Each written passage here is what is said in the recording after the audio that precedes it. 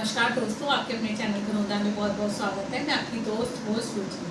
तो फ्रेंड्स, आज मेरे चैनल को हो गए हैं 2 साल और ये सब आप ही के प्यार की बदौलत हुआ है।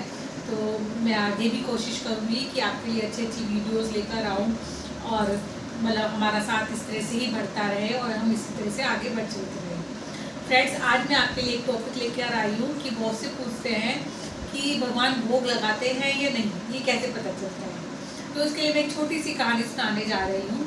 एक बार एक बच्चा था, तो उसकी मम्मी रोज उसको लड्डू गोपाल जी को भोग लगाती थी। जब वो रोज भोग लगाती थी तो उस बच्चे को लगा कि जब मम्मी जो भी सामान रखती है, मतलब लड्डू रखती है या बर्फी रखती है या कुछ भी रखती है, तो वो झुका तो रहता है। तो उस भोग लगाओ ना लगाओ ये हमें कैसे पता चलेगा।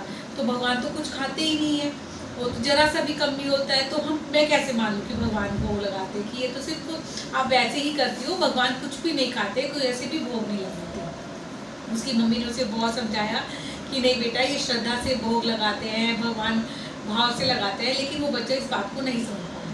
तो उनके घर एक बार गुरुजी आए, तो अब उसकी मम्मी ने उनको कहा गुरुजी को कि आप ही इसको समझाइए कि भगवान भोग लगाते हैं, क्योंकि जब भी मैं प्रसाद लगाती हूँ ये प्रसाद उठा लेता है कि भगवान तो खाएंगे नहीं, आप ऐसे ही रख लेंगे। तो गुरुजी ने कहा अच्छा ठीक है, मैं समझा दूंगा उसे। उन्होंने उस बच्चे को सब बुलाया और कहा बेटे अच्छा, मैं तुम्हें एक मंत्र देता हूँ, अगर तुम उसे याद कर लोगे तो भगवान जी, मतलब तुम्हें समझ में आ जाएगा भगवान जी भोग लगाते हैं या नहीं लगाते हैं। लेकिन वो बिल्कुल तुम्हें कंठस्थ याद होना चाहिए, मतलब उसके बिल्कुल जिस तरह से मैं बताऊंगा उसी तरह से याद करना। तो उसने कहा ठीक है। तो गुरुजी ने मंत्र लिखा, ओम नमो भगवते वासुदेवाय नमः। तो उस बच्चे को तो ये बड़ा इजी लगा, उसने फटाफट से वो मंत्र याद कर लिया। तो अगले दिन जब गुरुजी आए तो उसने कहा कि गुरुजी ये तो मतलब मैं बिल्कुल अच्छे से करूँगा। कि नहीं, तुम सोच लो कि तुमने मतलब अच्छे से याद कर लिया है ना। उसने कहा हाँ गुरुजी, आप पूरा सुन लीजिए, मुझे अच्छे से याद है। तो उन्होंने कहा था जहाँ मैंने लिखा है वो पेपर भी लेकर आ।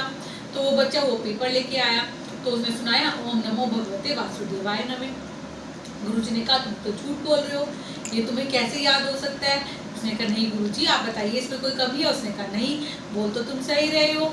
तो उसने कहा कि फिर मतलब तो फिर तो मुझे पूरा याद है।